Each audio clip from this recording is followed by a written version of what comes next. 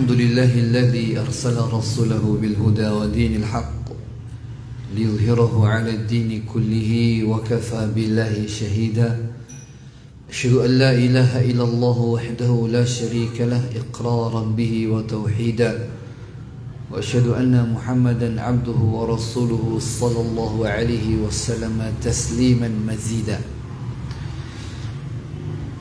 قال الله تعالى في كتابه الكريم: يا أيها الذين آمنوا اتقوا الله حق تقاته ولا تموتن إلا وأنتم مسلمون. Ikhwani akhwati azani Allah wa iyyakum. Mari pada kesempatan malam hari ini kita bersyukur pada Allah Subhanahu wa taala. Kita termasuk di antara orang-orang yang Allah Subhanahu wa taala pilih untuk menghadiri majlis ilmu, mendatangi salah satu di antara masjid-masjid Allah Subhanahu wa taala, yang mana ini menjadi sesuatu yang Allah Subhanahu wa taala banggakan. Allah Subhanahu wa taala bangga dengan orang-orang, manusia-manusia yang senantiasa ke masjid mendengarkan Al-Quran dibacakan, mempelajari hikmah, hukum dan maknanya, sebagaimana kata Rasulullah sallallahu alaihi wasallam dalam hadisnya: "Majtama'a qaumun fi baitin min buyutillah yatluna kitaballah wa yatadarasuna fima bainahum illa nazalat 'alaihimus sakinah wa hafathumul malaikah wa ghasyiyatuhumur rahmah wa dzakarahumullahu fi man indah." Kata Rasulullah sallallahu alaihi wasallam, tidak ada sekelompok manusia yang duduk-duduk ke masjid dalam rangka apa? Dia datang ke masjid berkumpul untuk membaca Al-Quran, mempelajari isi Al-Quran, hukum-hukum dan maknanya. Kemudian kata Rasulullah, ila nazalat alaihimus sakinah, kecuali pasti akan turun kepada mereka as-sakinah. Wa hafathumul malaikah, ketenangan datang pada mereka. Dan yang kedua, dilindungi, dinaungi oleh malaikat dengan sayap-sayapnya. Wa ghasyiyatuhumur rahmah, dan akan diliputi dengan rahmat kasih sayang Allah Subhanahu wa taala. Dan tidak ada siapapun di antara kita kecuali pasti membutuhkan rahmat Allah Subhanahu wa taala. Siapapun kita, manusia, tidak mungkin tidak butuh kasih sayang Allah Subhanahu wa taala. Di antara caranya adalah dengan duduk di majlis ilmu. Wa dzakarahumullahu fi man indah, dan Allah Subhanahu wa taala akan sebutkan orang-orang yang hadir dalam majlis ilmu itu, dibanggakan, disebutkan di hadapan makhluk-makhluk yang berada di langit sana. Maka ini salah satu di antara cara kita agar nama-nama kita selalu disebut Allah Subhanahu wa taala. Tidak mengapa nama kita tidak dikenal oleh penduduk bumi, tapi nama kita terus didengar dan dikenal oleh penduduk langit, di mana ini lebih bermanfaat untuk kita. Ketika kita minta kepada Allah, maka Allah sangat kenal sekali siapa kita, karena Allah Subhanahu wa taala selalu menyebut nama kita. Maka ini yang terus senantiasa menjadi motivasi agar kita senantiasa terus talabul ilmi, menuntut ilmu, dan tidak pernah bosan-bosan. Karena walaupun mungkin sebahagian kita sudah pernah belajar, sudah pernah mengetahui, tapi tetap akan ada keberkahan dalam majlis ilmu. Tetap akan ada keberkahan dalam majlis ilmu.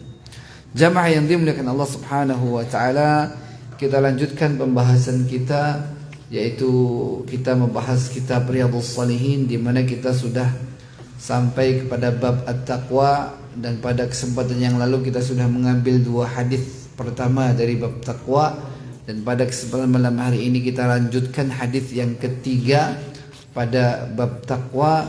Hadis yang ketiga ini secara urutan dalam kitab Riyadhus Shalihin adalah hadis yang ke-71. Ya. Hadis yang ke-71 secara urutan bab takwa, hadis yang ketiga dimulai dari awal bab takwa. Sebuah hadis yang diriwayatkan dari seorang sahabat Ibnu Mas'ud radhiyallahu anhu. Anna Nabiy sallallahu alaihi wasallam kana yaqul, bahwa Nabi sallallahu alaihi wasallam pernah bersabda. Dan sabda beliau ini adalah sabda yang merupakan salah satu di antara doa-doa yang dipanjatkan oleh beliau sallallahu alaihi wasallam. Ya. Di antara yang beliau minta dalam doanya, sebagaimana didengar oleh Ibnu Mas'ud radhiyallahu anhu, Nabi itu mengatakan apa? Allahumma inni as'alukal huda wat tuqa wal afafa wal ghina. Rawahu Muslim. Nah, ini juga senantiasa kita ulang-ulang dalam doa kita. Ini adalah salah satu di antara doa Nabi sallallahu alaihi wasallam. Allahumma inni as'alukal huda wat tuqa wal afafa wal ghina. Hafal insyaallah ya. Singkat, insyaallah mudah dihafal. Ya. Nah, coba bareng-bareng Pak biar hafal Pak. Allahumma inni as'aluka al-huda wat tuqa wal afafa wal ghina. Nah, sekali lagi. Allahumma inni as'aluka al-huda wat tuqa wal afafa wal ghina. Mudah insyaallah. Ini adalah salah satu di antara doa yang dipanjatkan oleh Nabi sallallahu alaihi wasallam. Ya. Allahumma inni as'alukal huda. Ya Allah, aku memohon kepadamu al-huda. Ya. Apa itu huda? Huda adalah petunjuk secara umum, dan huda artinya adalah ilmu. Ya. Adalah ilmu. Maka di sini huda artinya adalah ilmu. Dan Nabi sallallahu alaihi wasallam memohon kepada Allah Subhanahu wa taala untuk diberikan petunjuk yang berupa ilmu. Datangnya ilmu dari Allah Subhanahu wa taala. Dan Nabi juga membutuhkan ilmu. Sehingga itu pun yang kemudian Allah Subhanahu wa taala selalu ingatkan. Allah Subhanahu wa taala perintahkan Nabi kita Nabi Muhammad sallallahu alaihi wasallam, wa qur rabbi zidni ilma. Ini yang selalu diminta oleh Nabi sallallahu alaihi wasallam. Wa qur rabbi zidni ilma, dan katakanlah wahai Muhammad, kata Allah Subhanahu wa taala, Rabbi ya Allah, Rabbku, zidni ilma, tambahkanlah untukku ilmu. Ya. Maka di antara doa beliau untuk merealisasikan perintah Allah Subhanahu wa taala wa qur rabbi zidni ilma ini, di antara doa beliau adalah apa? Allahumma inni as'alukal huda.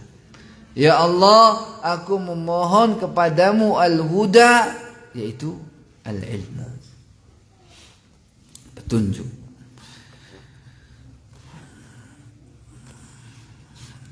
Maka Allah sallallahu alaihi wasallam, Nabi kita Nabi Muhammad, ya, itu juga seorang nabi yang selalu membutuhkan ilmu.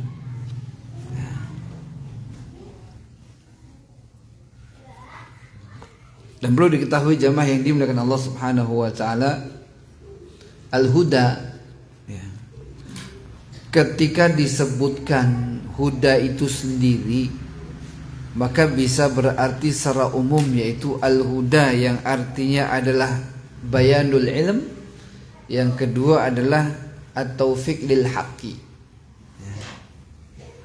Huda atau hidayah ketika disebutkan begitu saja, ya Allah aku minta petunjuk, aku minta hidayah, maka akan mencakup dua.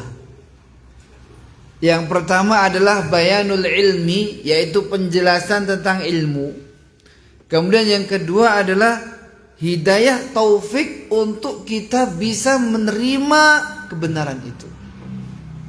Ya.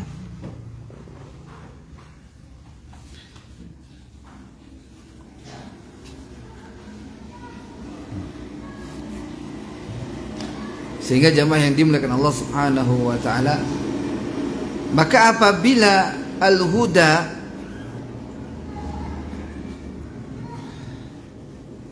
itu diartikan ilmu, maka tidak salah bayan. Ya. Kenapa? Karena awal mulanya hidayah itu dimulai dari apa? Dari ilmu. Hidayah yang biasa kita artikan mendapatkan hidayah, artinya dia sadar, bisa menerima kebenaran, yang itu adalah maknanya secara bahasa Arabnya adalah taufik. Dia diberikan kemudahan untuk bisa menerima al-haq. Sebagaimana kita ketahui bahwa al-huda itu terbagi dua, hidayah itu terbagi dua.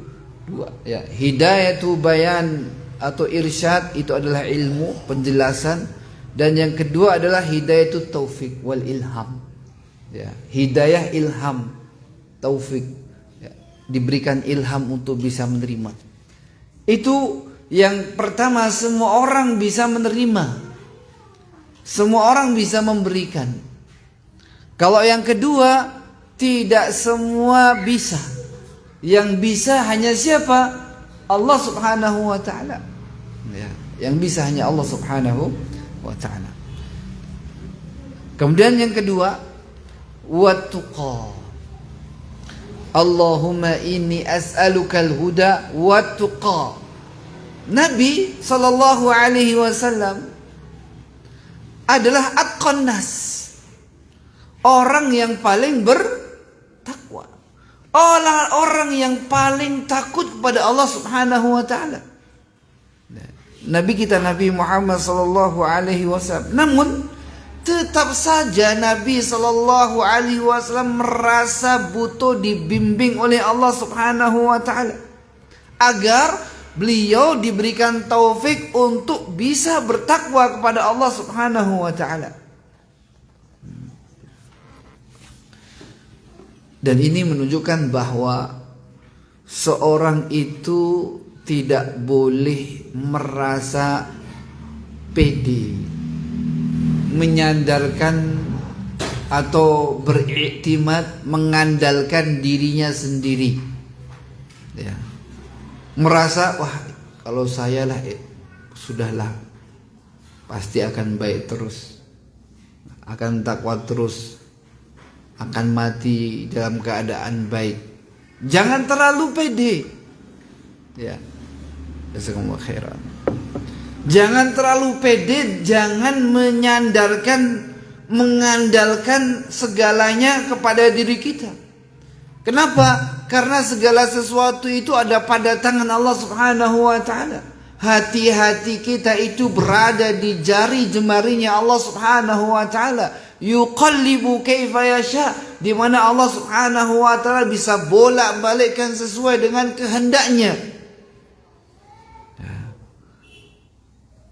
Maka tidak boleh orang merasa tidak perlu bantuan Allah Subhanahu wa taala.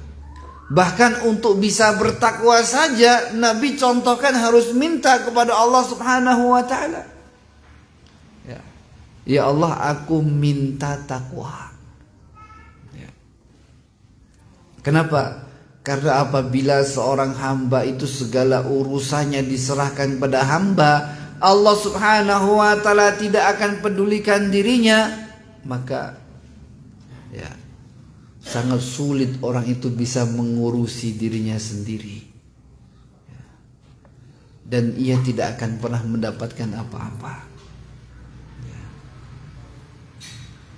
Sehingga di antara doa yang sering kita baca, doa pagi, zikir pagi dan petang, wala takilni ila nafsi tarfata ain.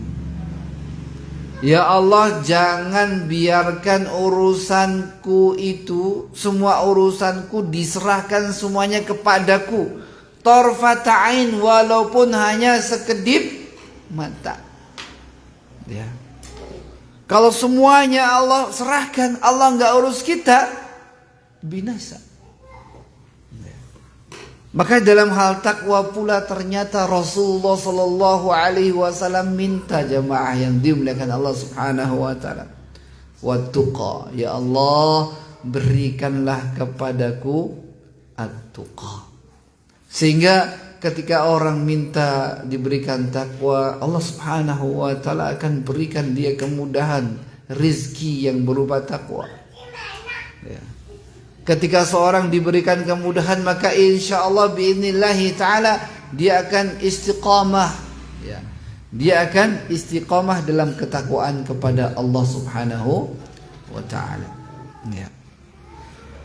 Ini yang kedua, yaitu at-tuqa. Yang ketiga apa?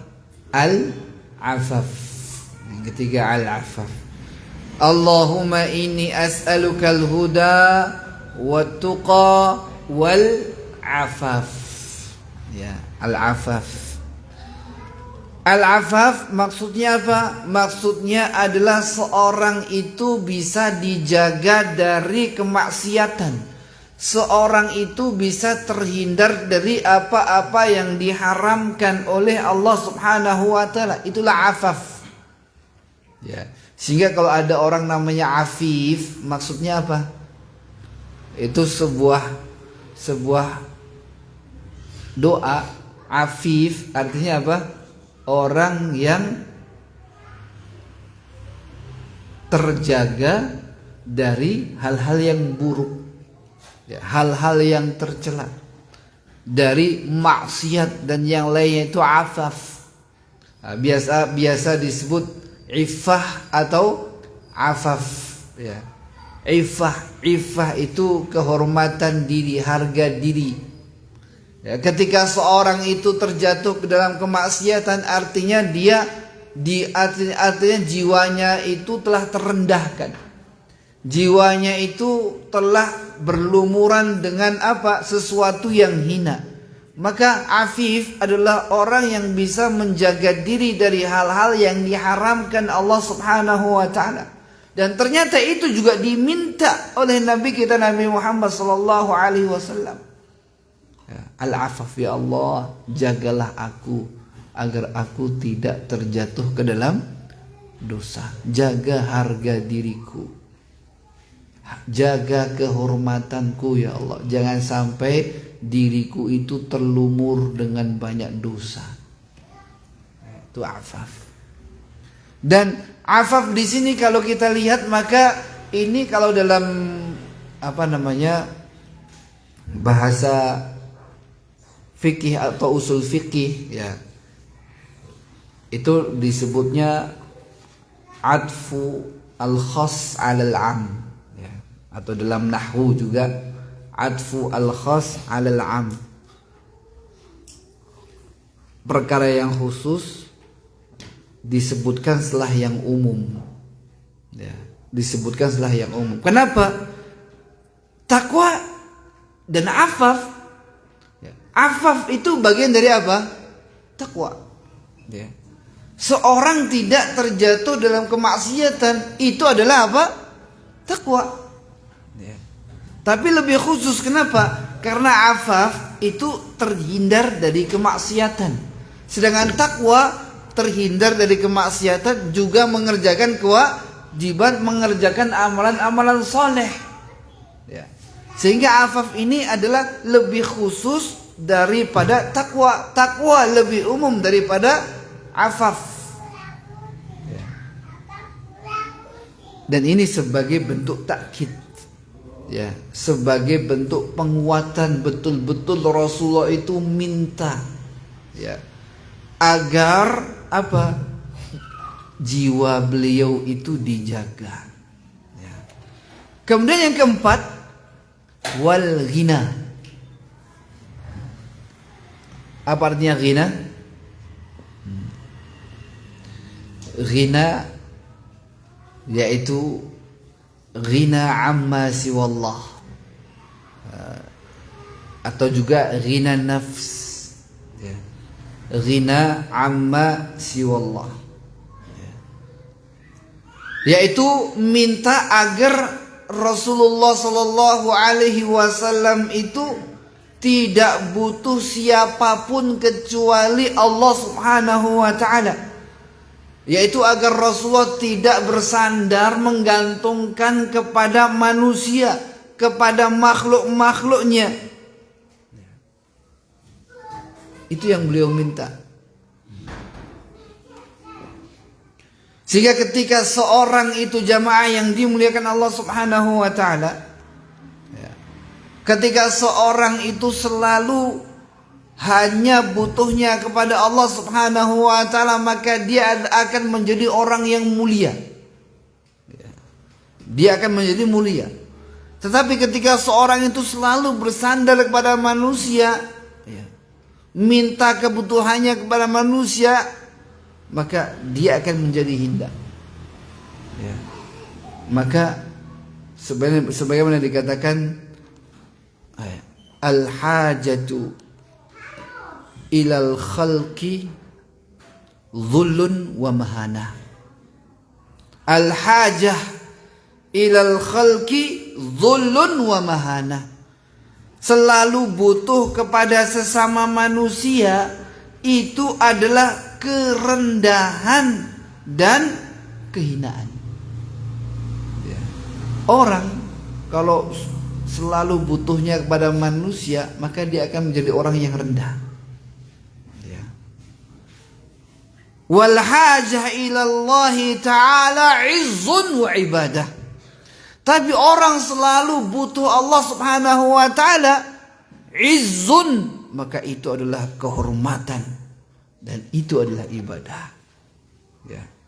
Maka hendaknya kita senantiasa meminta, memohon kepada Allah Subhanahu wa taala. Ungkapkan kefakiran kita kepada Allah Subhanahu wa taala, bahwa kita itu sangat butuh Allah Subhanahu wa taala. Dan kita minta agar kita diberikan ghina, kecukupan, sehingga tidak membutuhkan kecuali hanya Allah Subhanahu wa taala. Jamaah yang dimuliakan Allah Subhanahu wa taala, dari sini kita fahami bahwa kita yakini bahwa hanya Allah lah yang akan memberikan manfaat dan mudarat.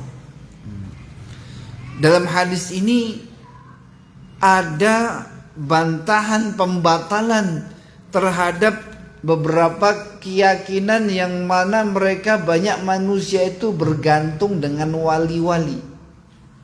Ya. Mengungkapkan kebutuhannya kepada wali-wali. Padahal wali itu adalah manusia. Ya. Maka itu tidak benar. Ya. Karena Rasulullah sudah ajari kita agar kita itu tidak butuh kepada manusia. Ya. Agar kita dicukupkan dari kebutuhan kita kepada manusia. Sehingga hanya membutuhkan Allah Subhanahu wa ta'ala.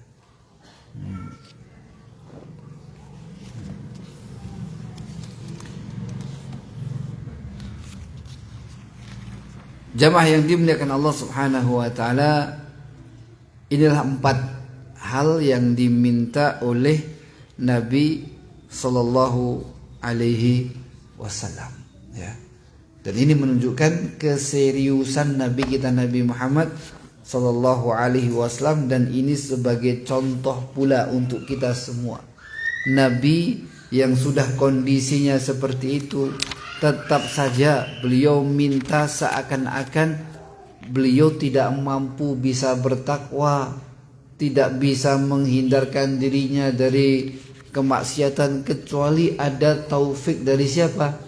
Dari Allah Subhanahu wa taala. Kita ambil beberapa poin faedahnya dari hadis yang ketiga ini. Yang pertama,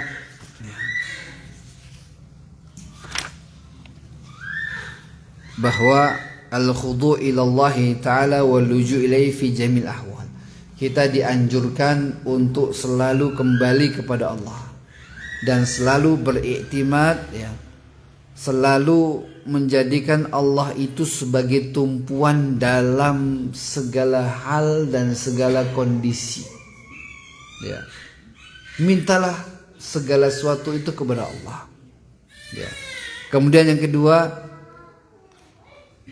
bahwa jiwa ini membutuhkan makarimul akhlak, ya. Membutuhkan akhlak-akhlak suluk yang mulia, sehingga jiwa ini menjadi istiqomah, selalu takut kepada Allah Subhanahu wa taala dan selalu mengharap rahmat Allah Subhanahu wa taala. Di antaranya dengan apa? Al-afaf. Karena afaf itu inti dari akhlak, menjaga kehormatan dari hal-hal yang tercela. Kemudian yang ketiga, yang terakhir, la yanbaghi lil mar'i alla yarkan ila amalihi. Tidak boleh setiap orang itu untuk mengandalkan perbuatannya sendiri, usahanya sendiri, ya, baik itu fisiknya atau kepintarannya, ya. Karena dia pinter, karena dia kuat, maka jangan pernah ia mengandalkan dirinya sendiri, ya. Kenapa? Karena Rasulullah yang manusia terbaik saja, beliau tidak menjadikan dirinya sebagai sandaran, bahkan semuanya diminta dari Allah Subhanahu wa taala. Ini hadis yang ke-3 atau hadis yang ke-71. Hadis yang keempat. Hadis yang keempat dari bab takwa. Dalam bab takwa itu dalam Riyadhus Shalihin cuma ada 5 hadis, ya. Jadi hadis yang keempat, kemudian hadis yang kelima selesai bab takwa, kemudian pindah ke bab yang selanjutnya, yaitu bab al-yakin wa tawakkul, bab yakin dan tawakal. Hadis yang keempat,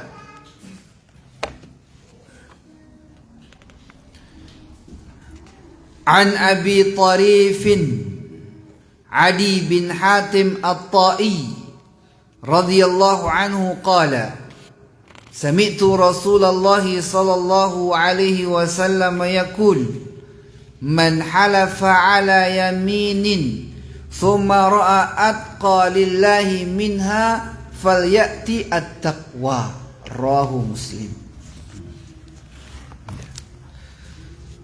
Dari Abi Tarif Adi bin Hatim At-Ta'i radhiyallahu anhu, beliau mengatakan,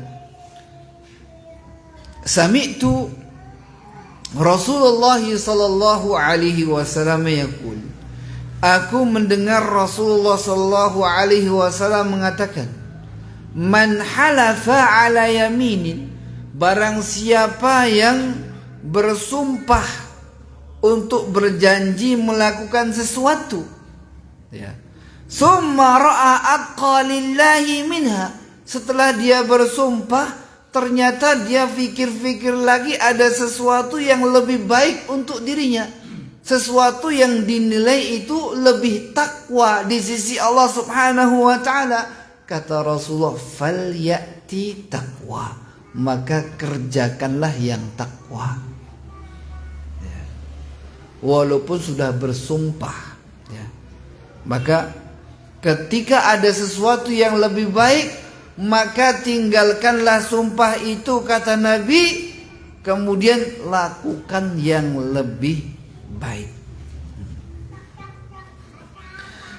Al-yamin, sumpah, artinya seorang menyebutkan nama Allah Subhanahu wa ta'ala di dalam janjinya atau dengan sifat-sifatnya. Dan tentunya seorang muslim tidak boleh bersumpah kecuali dengan menyebut nama Allah Subhanahu wa ta'ala. Sebagaimana sering kita dengar, man kana halifan falyahlif billah fa illa au liyasmut. Barang siapa yang ingin bersumpah, maka bersumpahlah atas nama Allah. Jika tidak mau bersumpah atas nama Allah, lebih baik tidak usah pakai sumpah. Ya. Bahkan disebutkan man halafa bi ghairillahi faqad kafara au asyraq.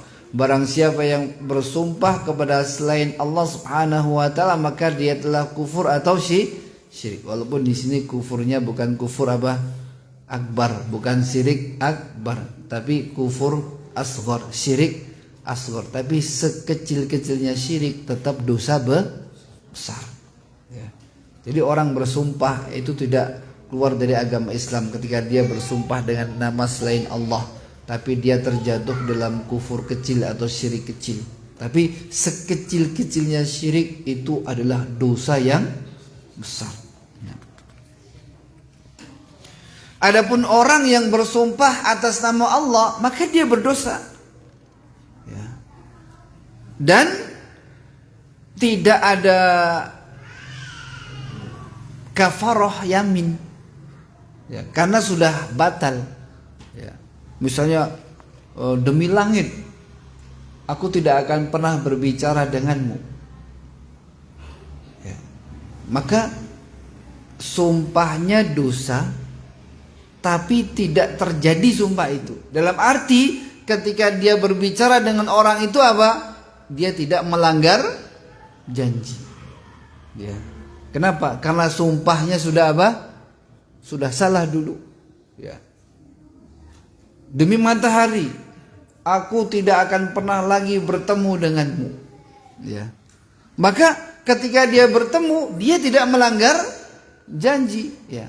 Kenapa? Karena janji awalnya sudah salah, ya. Sudah janji yang tidak dianggap, ya. Karena janjinya, sumpahnya dengan nama selain Allah Subhanahu wa ta'ala. Ya. Dan ini sebagaimana kaidah umum, man amila amalan laisa alaihi amruna fahuwa raddun. Ya. Ini termasuk sesuatu yang tidak ada petunjuk, maka tertolak. Sehingga apa? Sumpahnya la yanaqid, sumpahnya tidak dianggap. Ya. Dan di sini ada isyarat bahwa seorang muslim itu harus menjaga sumpahnya. Ya. Harus menjaga sumpahnya. Dan di antara menjaga sumpah itu tidak mengumbar sumpah. Ketika dia bersumpah, dia harus tepati. Dan di antara bentuk menjaga juga tidak suka mengumbar sumpah. Ya. Mengumbar sumpah, mengumbar janji. Sebagaimana Allah Subhanahu wa taala sebutkan dalam surah Al-Maidah ayat yang ke-89, wahfazu aimanakum, dan jagalah sumpah-sumpah kalian. Yaitu dengan apa? Ai la tuksirul halif billah. Sebagaimana ahli tafsir mengatakan, jangan kalian itu sering menggunakan nama Allah untuk bersumpah. Ya. Jangan. Ya, itu diantara bentuk kita menjaga sumpah. Ya. Lalu apa yang dimaksud Rasulullah di sini? Ya, dalam hadis ini, barang siapa yang bersumpah, man halafa ala yaminin thumma ra'a qalillahi minha falyati taqwa. Ini kenapa dimasukkan ke dalam bab takwa? Karena takwa ini menjadi prioritas. Barang siapa yang bersumpah untuk melakukan sesuatu atau tidak melakukan sesuatu, kemudian setelah bersumpah ternyata ada sesuatu yang lebih baik daripada apa yang disumpahinya. Maka kata Rasulullah, fal ya'ti taqwa, maka kerjakan saja yang lebih baik. Sumpahnya dilanggar. Ya. Sumpahnya dilanggar. Dilanggar maksudnya apa? Dia pakai kafaratu al-yamin. Ya. Kafaratul yamin itu paling ringannya adalah puasa 3 hari. Harus dibatalkan sumpahnya dengan puasa 3 hari dan kerjakan yang lebih baik. Tidak boleh dia menahan diri. Enggak lah, kan saya sudah bersumpah. Ya. Misalnya seperti tadi yang saya sebut, demi Allah saya tidak akan lagi berbicara sama Pak Fulan itu. Padahal dia seorang muslim. Maka mana yang lebih baik? Seorang muslim dengan muslim yang lainnya berbicara atau tidak berbicara? Berbicara, saling berkomunikasi. Maka jelas adanya komunikasi hubungan antara muslim yang satu dengan yang lainnya itu lebih baik. Dan itu lebih bertakwa daripada apa? Diaman. Maka ketika ada orang yang bersumpah seperti itu, maka tinggalkan sumpahnya, batalkan sumpahnya dengan puasa 3 hari. Ya. Kalau bukan puasa berarti apa? Yang pertama, ya sekarang sudah tidak ada. Yang kedua apa? Ya, memberi makan, it'amu asyrati masakin. Kemudian baru au siyamu salasati ayam, atau puasa 3 hari. Ya, puasa 3 hari. Ya. Puasa 3 hari. Batalkan sumpahnya dengan cara puasa 3 hari. Dan ini dalam puasa ini ada kemiripan dengan kafaratu zihar. Ya, kafaratu az-zihar. Puasa 3 hari dilakukan untuk membatalkan sumpahnya, kemudian lakukan yang lebih baik. Ini menunjukkan bahwa takwa itu menjadi prioritas. Jangan sampai karena kita sudah bersumpah kemudian kita terhalangi dari suatu amalan yang baik. Ya, tidak boleh. Tetap perintahnya untuk dibatalkan walaupun sudah bersumpah. Ya, demi Allah, aku tidak akan lagi pernah membantu orang itu. Ya. Demi Allah, aku tidak akan pernah lagi membantu orang itu. Sama, ternyata kayaknya ini salah sumpahnya. Ya, karena membantu itu lebih baik daripada tidak membantu. Maka batalkan sumpahnya, puasa 3 hari, besok kembali lagi membantu. Ya. Ini menunjukkan bahwa takwa lebih tinggi daripada yang lainnya. Bahkan janji pun harus dilanggar. Ya. Janji harus dibatalkan. Kenapa? Karena takwa prioritas. Masya Allah. Sudah masuk adzan, kita jeda adzan terlebih dahulu.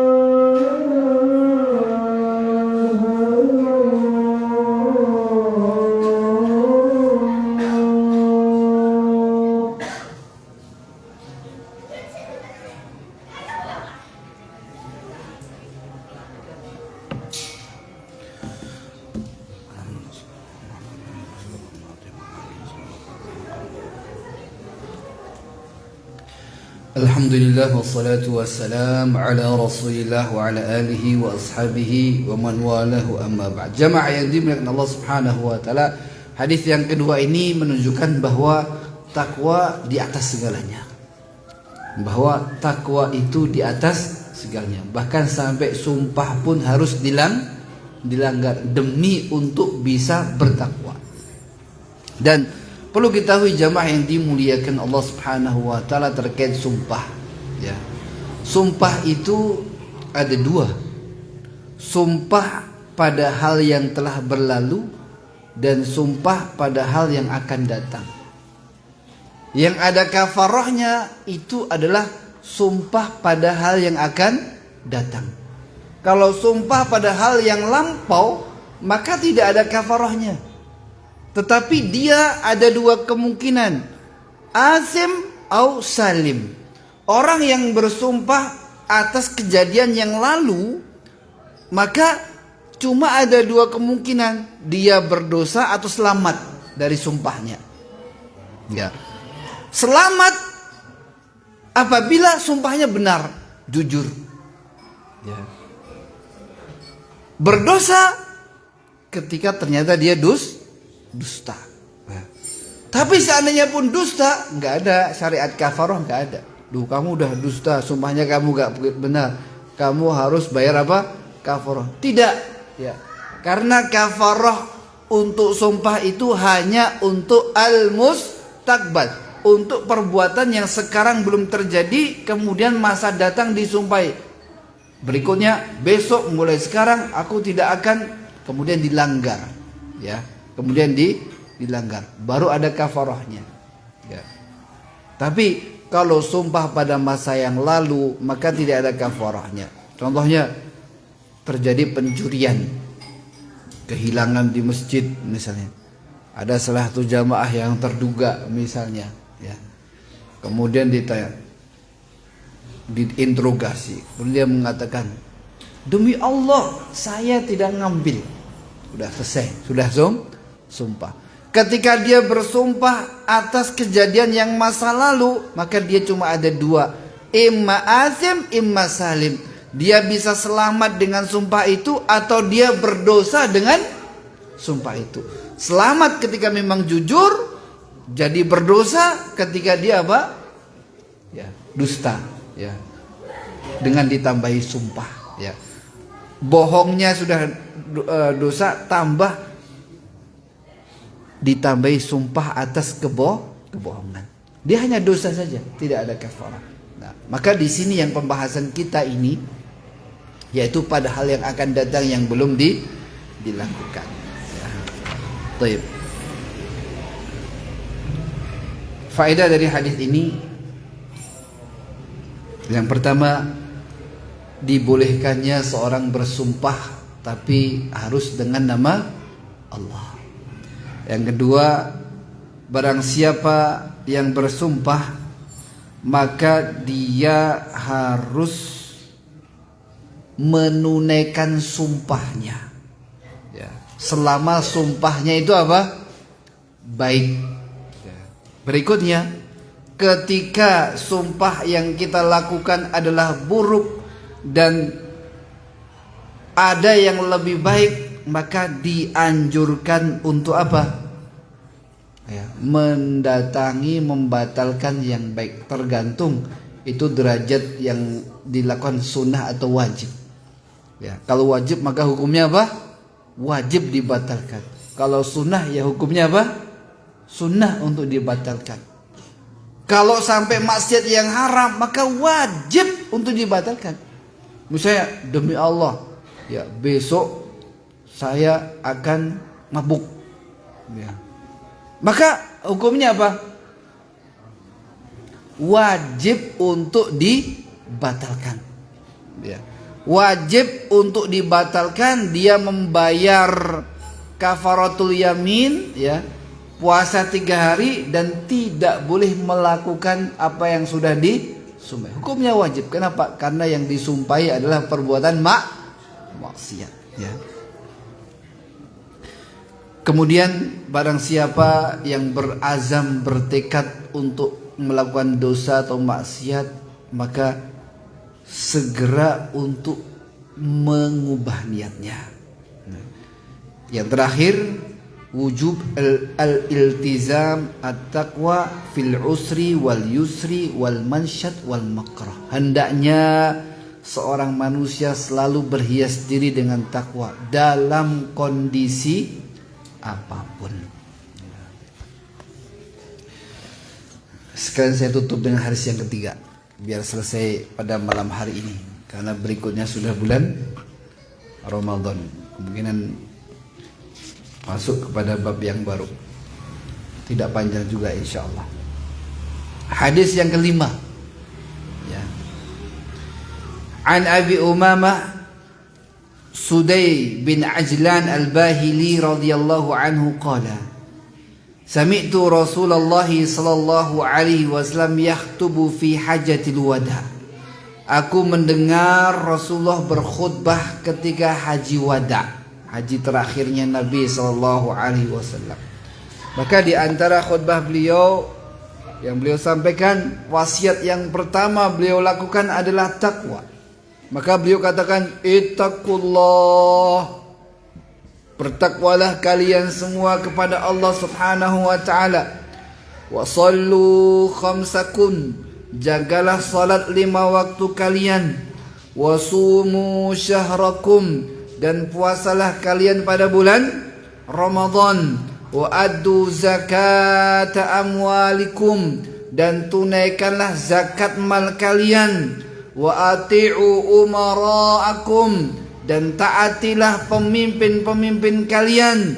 Tadkhulu jannata rabbikum, maka kalian akan memasuki surga Rabb kalian. Rawahu at-Tirmidzi. Ya. Ini juga sama. Rasulullah sallallahu alaihi wasallam memberikan penekanan untuk kita bertakwa. Dan ini juga sama, wasallu khamsakum wasumu syahrakum. Ini termasuk apa? Atfu al-khas 'alal 'am, ya. Di antara bentuk-bentuk takwa disebutkan, yaitu dengan menjaga secara umum arkanul Islam, menjaga rukun Islam, ya. Salat, zakat, puasa, semuanya dijaga. Dan itu adalah standar minimal orang bertakwa. Ya, orang menjaga kewajiban yang 5 itu standar minimal orang yang bertakwa. Kemudian Nabi katakan, ditambahkan, wa ati'u umara'akum. Ini yang harus istiqomah dan berat. Ya, terkadang kita, masya Allah, ya, untuk mentaati pemimpin itu apa? Ya, nggak mudah. Ya. Karena pemimpin itu karakternya bermacam-macam, ya.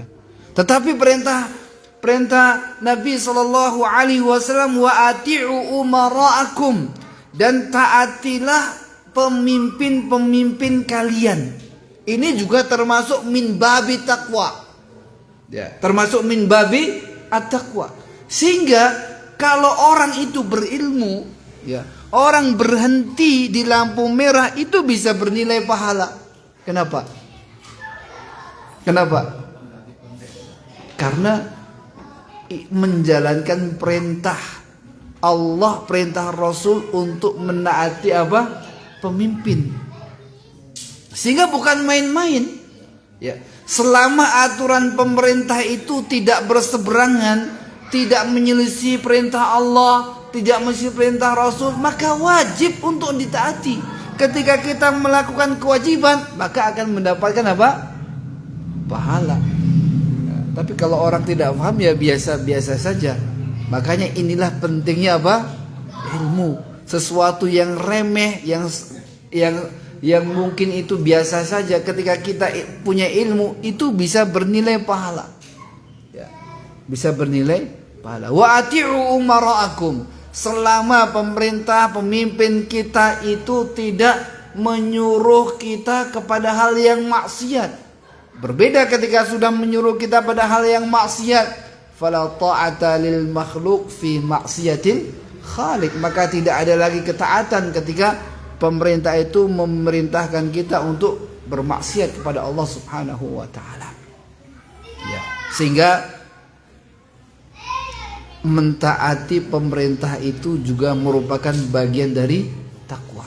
Tetapi taatnya kepada pemerintah itu adalah at-ta'ah muqayyadah, ketaatan yang ada ikatannya, tidak mutlak ya.